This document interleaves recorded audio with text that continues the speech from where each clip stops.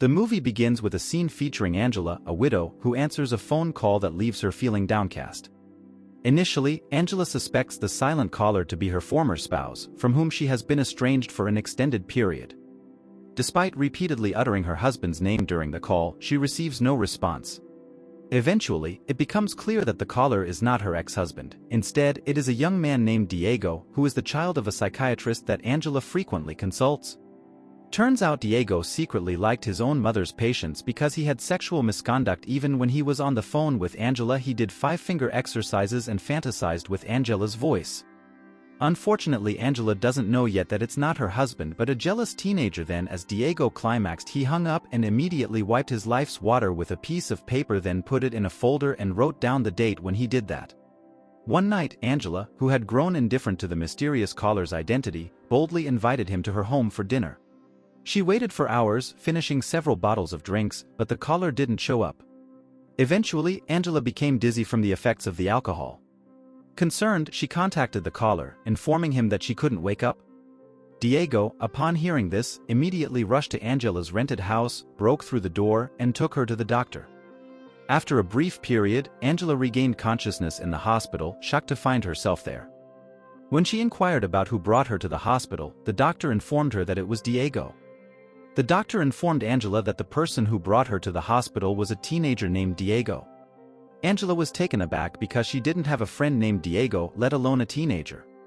Feeling unsettled, upon returning home from the hospital, she promptly sought advice from her regular psychiatrist, who, unbeknownst to her, was Diego's mother. Angela hadn't realized the connection between her psychiatrist and Diego's family. After their consultation, Angela left the room and Diego's mother followed suit. Curious, Angela decided to explore the area and inadvertently ended up in Diego's room. While examining the items there, she stumbled upon a blue folder. When Angela picked up the folder, she discovered it was filled with pieces of paper soaked in life's water. To her surprise, she found her name written on every piece of paper in the folder, leaving her even more bewildered. That night, Angela, now aware of the caller's identity, threatened to report the incident to the police. However, the next day, Diego found a letter from Angela after school, expressing forgiveness on the condition that he visit her house that night. Overcome with fear, Diego eventually mustered the courage to go to Angela's rented house, where they shared a meal together. Initially awkward, Angela attempted to lighten the mood by discussing music, as she happened to be a music teacher. Their conversation started off normal, but Angela suddenly talked about Diego's water of life. That embarrassed him and immediately left, but Angela prevented him and continued to tease Diego until they had a long-standing relationship, and even Diego stayed at Angela's rented house. The following morning, when Diego returned home, he expected his father to be concerned because he had not returned the previous night. However, Diego reasoned that his father might have stayed overnight at a friend's house. To make a long story short, after school, Diego played a game at his friend GMO's house.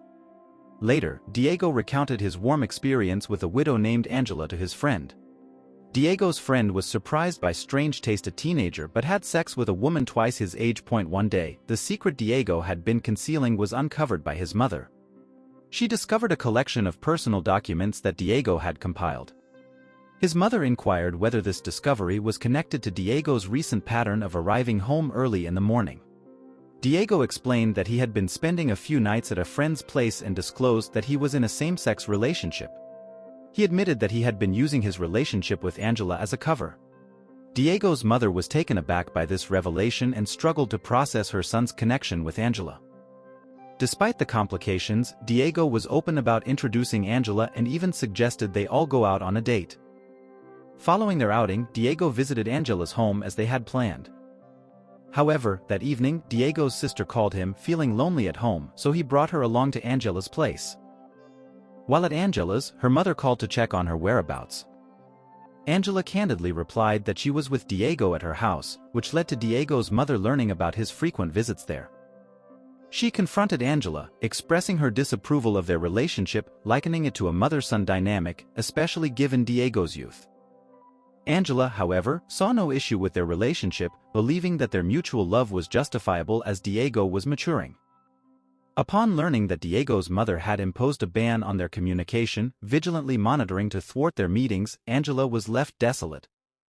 Resigned to the situation, she chose to distance herself from Diego. The following day, Diego's attempt to visit Angela at her abode was thwarted by security personnel acting on Angela's prior request to prevent his entry. Diego's efforts to reach Angela by phone were met with silence, leaving him feeling bereft of his very essence. In his anguish, he confronted his mother, reproaching her for the prohibition of their union.